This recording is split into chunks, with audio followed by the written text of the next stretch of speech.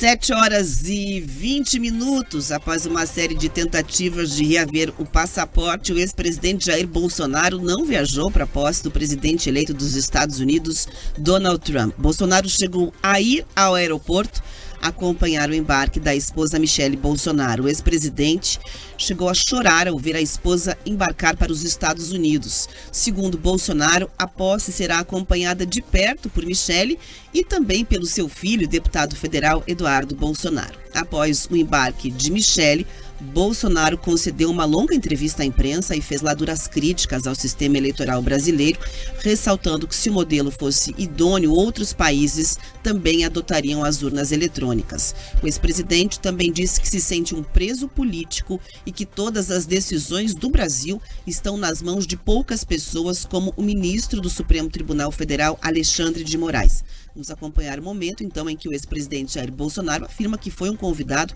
excepcional por parte do time de Donald Trump e que está chateado e triste por não poder ir aos Estados Unidos. Eu fiquei muito feliz quando eu vi a notícia do convite.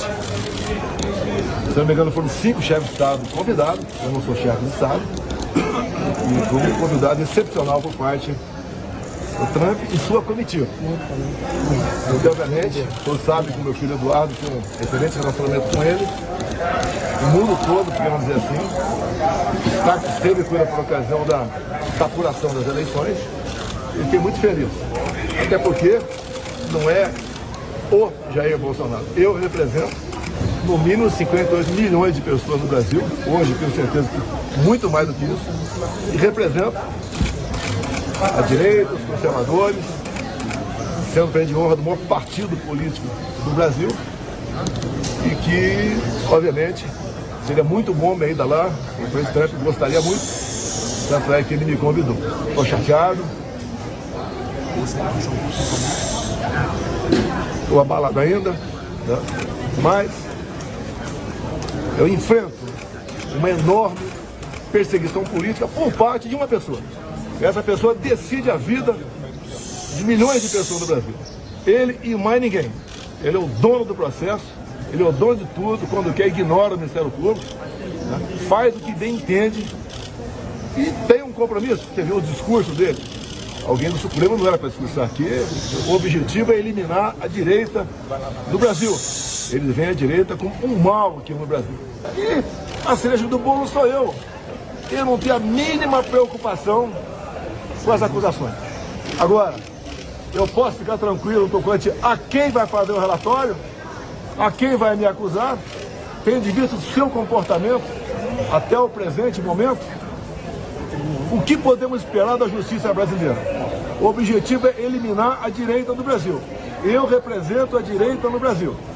Lamentavelmente, não pude comparecer nesse evento dos Estados Unidos sem ter uma condenação sequer. A imprensa do mundo todo vem noticiando isso aí. Não vão nos vencer por narrativas. Em outro trecho da entrevista, Jair Bolsonaro disse que torce para o país dar certo, mas que isso é quase impossível na visão dele, com aspas, um bebum dirigindo o carro, fecha aspas, se referindo ao presidente Lula. Bolsonaro também disse que vai processar o ministro da Fazenda, Fernando Haddad, pelas acusações de enriquecimento ilícito. Vamos acompanhar a fala. Nós queremos o melhor para o Brasil, torço para dar certo, mas não tem como dar certo. Quando você vê um bebum dirigindo um carro, não tem como dar certo. Um homem que não tem compromisso com a família, um homem que diz que os maridos amam mais as amantes do que as esposas. Eu estou triste com a partida da minha esposa, eu a amo, diferentemente dele. É um cara que não tem nada a oferecer para nós, nada, zero. E alguns acham ainda que vai dar certo. Não vai dar certo. Então, vou processar o Haddad. Eles não têm o que 101 imóveis sem origem de dinheiro. Isso mesmo? Falou. Falou. Sim, falou. Tá? Ele pegou meia dúzia familiares meu, do Vado Ribeira, meia dúzia, e pegou, fizeram um trabalho. Porque esses meia dúzia de Bolsonaro compraram de 90 para cá, e está escrito lá no contrato lá, pago em moeda nacional corrente, é natural. Naquela época você comprava até em dólar, começando a 90, comprava até telefone em dólar. E me acusa de ter arranjado dinheiro via rachadinha para comprar 101 imóveis. Eu nunca tive um cargo no governo federal, nem de faxineiro. Lá atrás, era Collor de Mello, quando eu assumi, tive problemas com ele. Tá? Depois, FHC, vocês sabem disso, problemas com Collor de Mello. Depois, Lula e Dilma. Nunca tive um cargo no governo, nunca tive um ministério indicado por mim, nunca tive nada. E me acusa do que ele faz. Ele não olha para o chefe dele, que o chefe dele fez. Onde os delatores, lá sim, devolveram mais de 5 bilhões de reais. Onde os acordos de leniência ultrapassaram 15 bilhões de reais. Ele não enxerga isso. E acusa, por acusar, eu só tenho um caminho, né? Acreditar na justiça e processá-lo. Como eu vou fazer?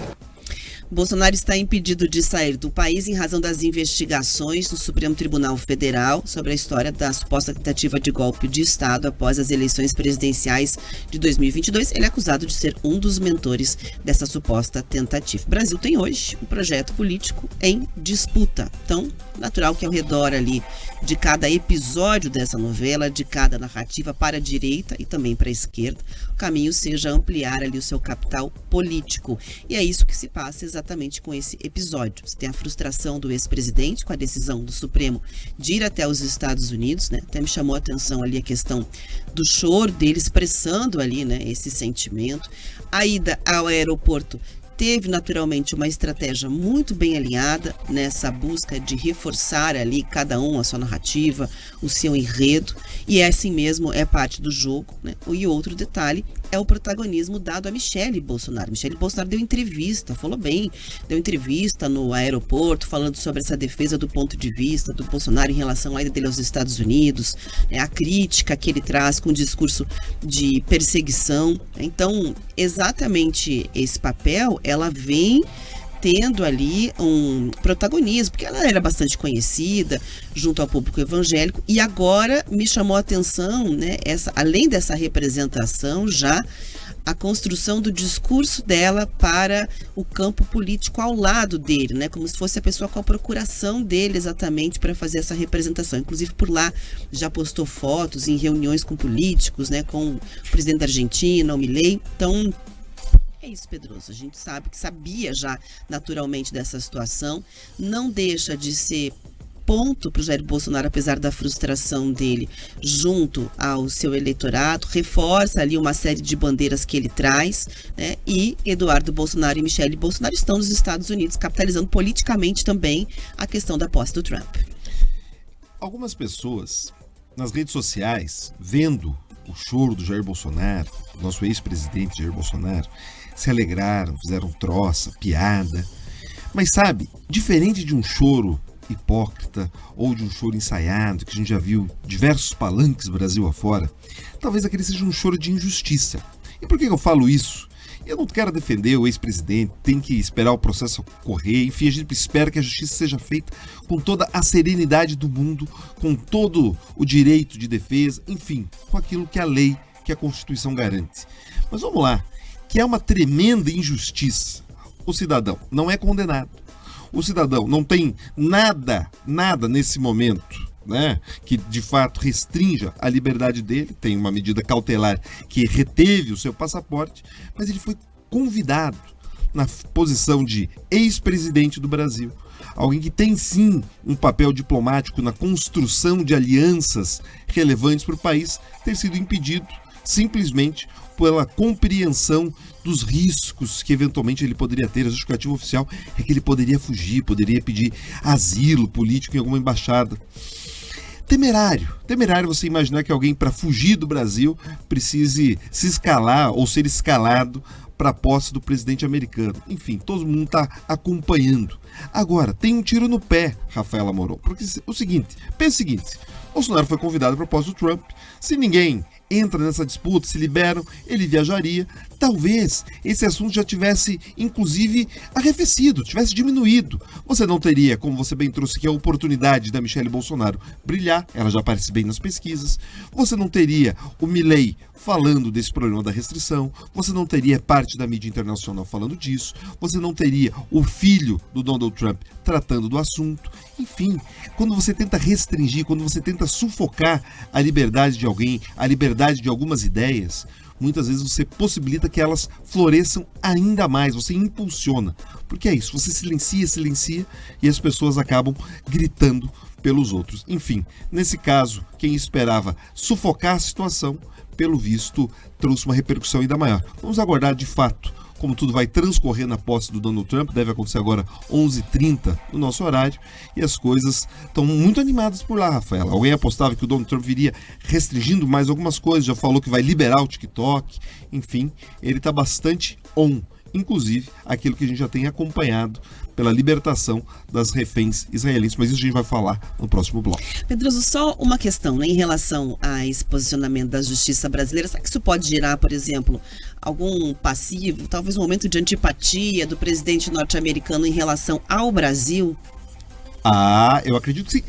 Vamos lá, antes mesmo desse episódio com o Jair Bolsonaro, com toda certeza, vamos lá, nós estamos falando de um presidente que conviveu com o Jair Bolsonaro, enquanto presidente, os dois presidentes, e convidou e não teve ali a liberdade de ter o seu convidado na sua festa. Então, você já tem uma crise que se amplifica. Agora você tem um outro problema muito grande. Você pega o seguinte, ontem o Donald Trump citou, deu vários sinais de prestígio ao Elon Musk, um dos seus principais conselheiros, que já teve problemas com o judiciário brasileiro. Suas empresas tiveram restrições, no mínimo, duvidosas. A nossa primeira-dama fez uma fala elogiosa, vamos dizer assim, a respeito dele. Você tem o senador Marcos Rubio, que vai comandar, né, a Secretaria de Estado norte-americana, que também não tem nenhum apreço pelo nosso presidente da República. Ou seja, nós estamos sim no radar americano, Rafa, e não é por bom motivo.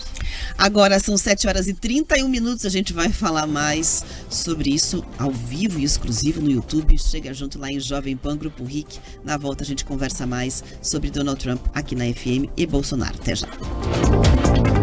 Jornal da Manhã, Paraná.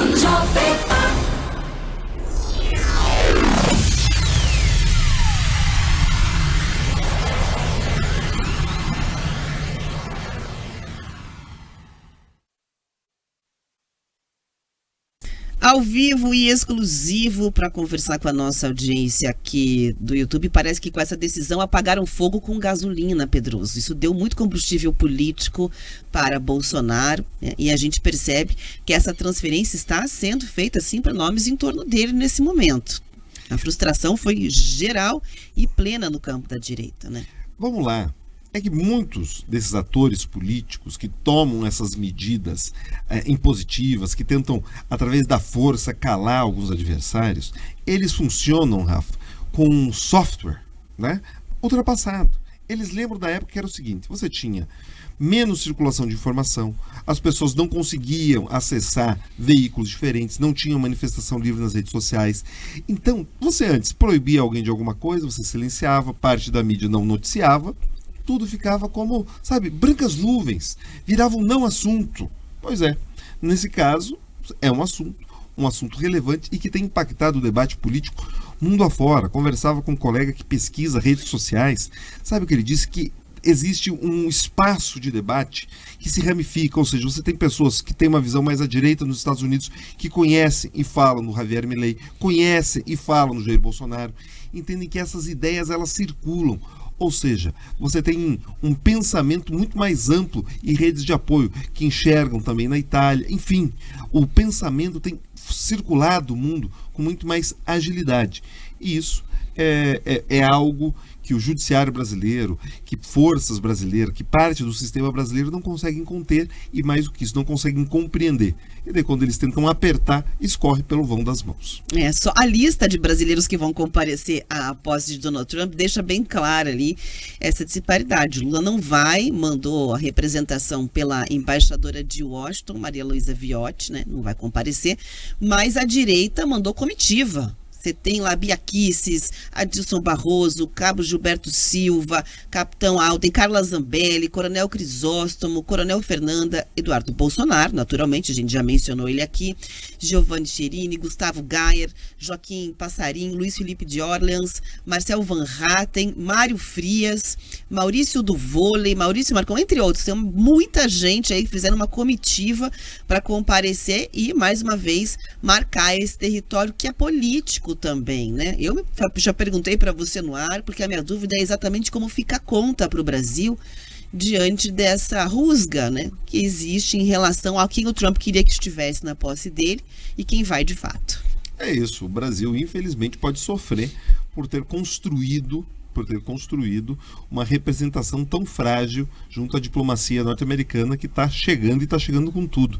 Mas vamos lá, Rafa, né? É simbólico, né? Você tem o governo brasileiro representado ali pela presidente do partido, por outros, né, importantes membros na posse do Nicolás Maduro, e você ter o governo com uma representação meramente formal a partir do embaixador de Washington na posse do Donald Trump. A gente consegue entender aonde que os valores e princípios vão se alinhando. Então lá com a gente participando Francisco Amaral, Luiz Ferreira, Maria Isabel Moura, Lima Torquato, Fábio Selig, falando que será um divisor de águas na opinião dele. Já é. Quem mais? O Guilherme participando, o Leandro, não vou nem me arriscar com o sobrenome do Leandro, porque tem muita consoante, não. Quem mais tá lá? O Júlio César, né? Acabou os problemas, o Trump ganhou, colocou ali ele, né? O Luiz Carlos, tem o perfil UCP, a J Prado, né? Também trazendo críticas, muitos ouvintes trazendo ali o Richard, né? O embate do campo entre a esquerda e a direita no nosso chat, Pedro. Estão lá fazendo o debate, que é o debate nacional hoje em relação à posse do Donald Trump. Fábio Selig coloca lá o quê? Todos como o Bolsonaro querem que o Brasil dê certo, mas não tem como com o que o Fábio chama ali no chat de gangue no poder. O Bolsonaro falou em bebum, né, nas aspas dele ali do aeroporto para se referir ao presidente Lula. Quem mais? Olha, independente, né, o presidente Bolsonaro ele tem essa característica de uma comunicação muito direta, né, de inclusive dar nome ao que ele entende de defeitos nos adversários.